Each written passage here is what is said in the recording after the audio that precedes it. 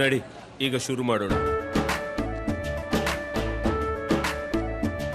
ಕೇಸರಿಯಿಂದ ಮನೋಲ್ಲಾಸ ಮನಸ್ಸು ಮತ್ತೇರಿ ಕುಣಿದಾಡಿದೆ ನೋಡು, ಮನಸ್ಸು ಮತ್ತೇರಿ ಕುಣಿದಾಡಿದೆ ನೋಡು. ಕ್ಷಣ ಕ್ಷಣವೂ ಆಚರಿಸಿ ಕೇಸರಿ ಹಬ್ಬ. ವಿಮಲ್ ಬಾಯಲ್ಲಿ ಹೇಳಿ ಕೇಸರಿ. ರೇವಣ್ಣ ಅವರಿಗೆ ಒಂದ್ ಕಡೆ ತಾತ್ಕಾಲಿಕವಾಗಿ ರಿಲೀಫ್ ಸಿಕ್ಕಿದೆ.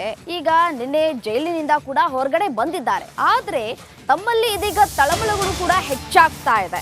ಹೇಗಾದ್ರೂ ಮಾಡಿ ಕಿಡ್ನಾಪ್ ಕೇಸನ್ನ ವಜಾ ಮಾಡ್ಕೊಳ್ಬೇಕು ಅಂತ ಹೇಳಿ ಎಚ್ ಡಿ ರೇವಣ್ಣ ಕಸರತ್ತನ್ನ ನಡೆಸ್ತಾ ಇದ್ದಾರೆ.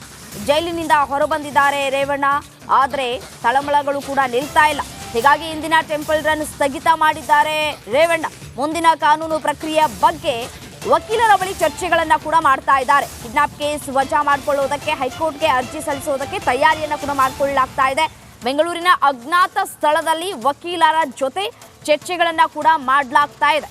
ಹಾಸನ ಪೆನ್ಡ್ರೈವ್ ಕೇಸ್ ಪ್ರಕರಣಕ್ಕೆ ಸಂಬಂಧಪಟ್ಟಂತೆ ಎಚ್ ಡಿ ರೇವಣ್ಣ 11 ದಿನಗಳ ಬಳಿಕ ಜೈಲಿನಿಂದ ಬಿಡುಗಡೆಯಾಗಿದ್ದಾರೆ.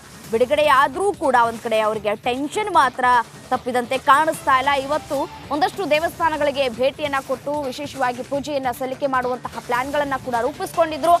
ಆದರೆ ಆ ಎಲ್ಲಾ ಪ್ಲಾನ್ಗಳನ್ನು ಕೂಡ ಕ್ಯಾನ್ಸಲ್ ಮಾಡಿಕೊಂಡು ಲಾಯರ್ ಜೊತೆ ಅಜ್ಞಾತ ಸ್ಥಳದಲ್ಲಿ ಮಾತುಕತೆಯನ್ನ ಆಡ್ತಾ ಇದ್ದಾರೆ ಅನ್ನುವಂತಹ ಮಾತುಗಳು ಇದೀಗ ಕೇಳಿ ಬರ್ತಾ ಇರುವಂತದ್ದು. ಅದೇ ರೀತಿಯಾಗಿ ಹೇಗಾದ್ರೂ ಮಾಡಿ ಕೇಸನ್ನ ವಜಾ ಮಾಡ್ಕೊಳ್ಬೇಕು ಅನ್ನುವಂತಹ ನಿಟ್ಟಿನಲ್ಲಿ ವಕೀಲರ ಬಳಿ ಚರ್ಚೆಯನ್ನ ಮಾಡ್ತಾ ಇದ್ದಾರೆ. ಅದು ಕೂಡ ಬೆಂಗಳೂರಿನ ಅಜ್ಞಾತ ಸ್ಥಳದಲ್ಲಿ ವಕೀಲರ ಜೊತೆ ಚರ್ಚೆಯನ್ನ ಮಾಡ್ತಾ ಇರುವಂತದ್ದು. ಎಲ್ಲಿದ್ದಾರೆ, ಏನ್ ಮಾಡ್ತಾ ಇದ್ದಾರೆ, ಯಾವ ವಿಚಾರವಾಗಿ ಚರ್ಚೆಗಳನ್ನ ಕೂಡ ಮಾಡಲಾಗ್ತಾ ಇದೆ, ಯಾವ ರೀತಿಯಾಗಿ ಈ ಒಂದು ಕೇಸಿಂದ ಹೊರಗಡೆ ಬರಬೇಕು ಅನ್ನುವಂತಹ ನಿಟ್ಟಿನಲ್ಲಿ ಚರ್ಚೆಯನ್ನ ಮಾಡಲಾಗ್ತಾ ಇದೆ ಅನ್ನುವಂತಹ ಮಾಹಿತಿಗಳು ಕೂಡ ಲಭ್ಯವಾಗ್ತಾ ಇರುವಂತದ್ದು.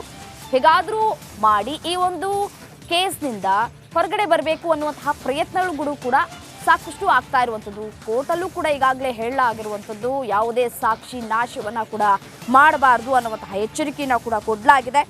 ಹಾಸನ ಪೆನ್ಡ್ರೈವ್ ಕೇಸ್ ಪ್ರಕರಣಕ್ಕೆ ಸಂಬಂಧಿಸಿದಂತೆ ಸಂತ್ರಸ್ತೆಯನ್ನ ಅಪಹರಣ ಮಾಡಿದ ಆರೋಪದ ಅಡಿ ಬಂಧನ ಆಗಿದ್ರು ಎಚ್ ಡಿ ರೇವಣ್ಣ.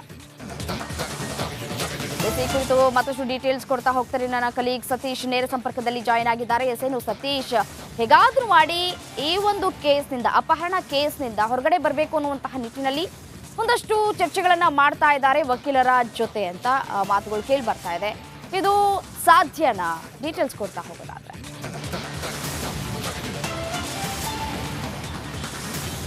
ರಮ್ಯಾ, ಈಗಾಗಲೇ ಜಾಮೀನಿನ ಮೇಲೆ ಕಿಡ್ನಾಪ್ ಪ್ರಕರಣ ಸಂಬಂಧ ಜಾಮೀನಿನ ಮೇಲೆ ರೇವಣ್ಣ ಹೊರಬಂದಿದ್ದಾರೆ. ನಿನ್ನೆ ಹೊರಬಂದಿದ್ದಾರೆ.